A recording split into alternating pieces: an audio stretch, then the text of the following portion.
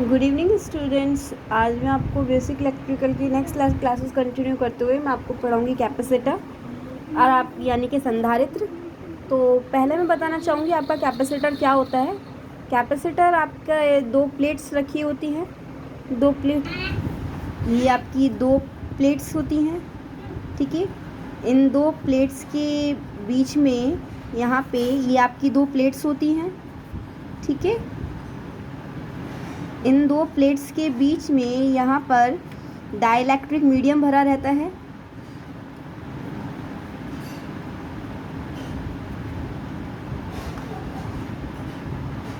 तो इस तरीके से आपका एक कैपेसिटर बना होता है। दो प्लेट्स होती हैं, ठीक है। इनके बीच में जो एरिया होता है यहाँ पे डाइलेक्ट्रिक मीडियम भरा रहता है। इस टाइप के आपका कैपेसिटर होता है, ठीक है। एक बार मैं आपको इसको मतलब पढ़ के बता देती हूँ। और दो चालकों के मध्य स्थापित डाइलेक्ट्रिक मीडियम वाली युक्ति को संधारित्र कहते हैं, ठीक है। अब मैं बताऊंगी इसमें ये काम क्या करता है।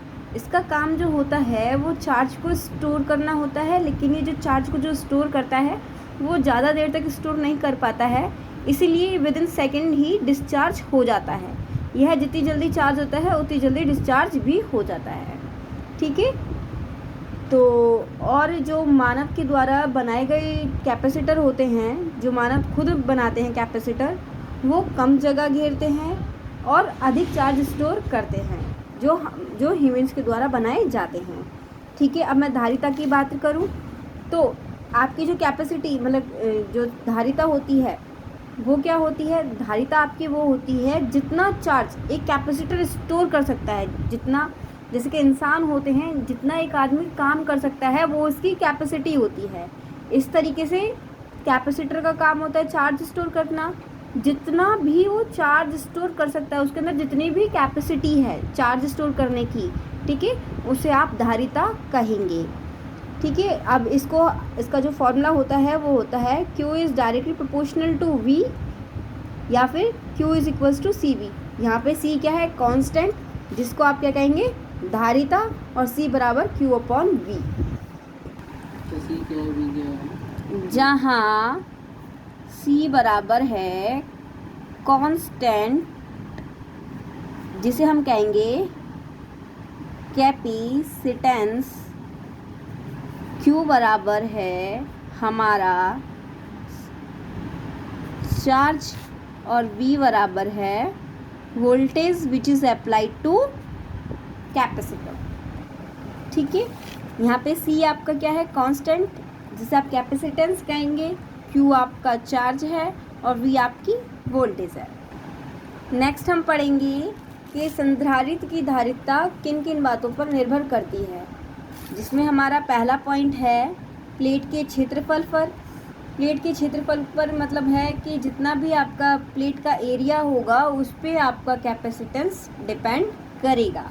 प्लेट के बीच की दूरी पर, यानी कि प्लेट की जितनी बीच की दूरी होगी, जितनी आप ज़्यादा दूरी बनाएंगे, ठीक है, उतना कैपेसिटेंस कम होगा, और जितनी आपकी दूरी कम होगी उतना आपका कैपेसिटेंस अधिक होगा, ठीक है, क्योंकि ये आपका इनडायरेक्टली प्रोपोर्शनल होता है।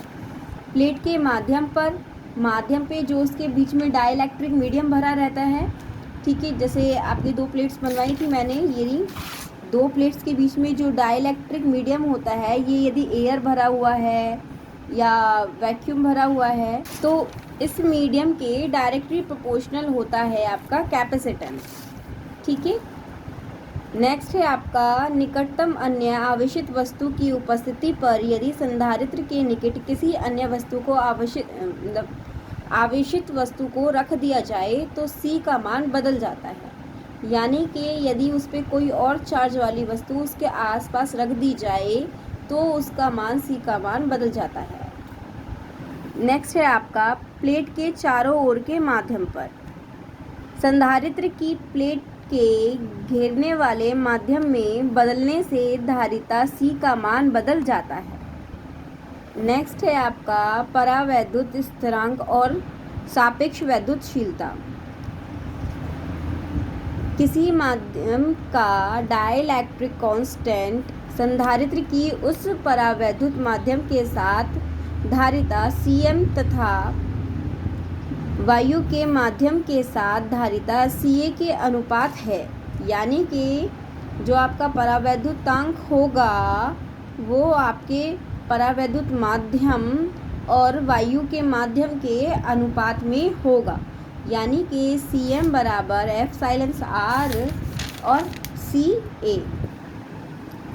अब आगे मैं आपको कैपेसिटर के बारे में नेक्स्ट लेक्चर में बताऊंगी। तब तक आप मुझे सभी इस सब्जेक्ट के नोट्स बना के ग्रुप में सेंड कर देंगे।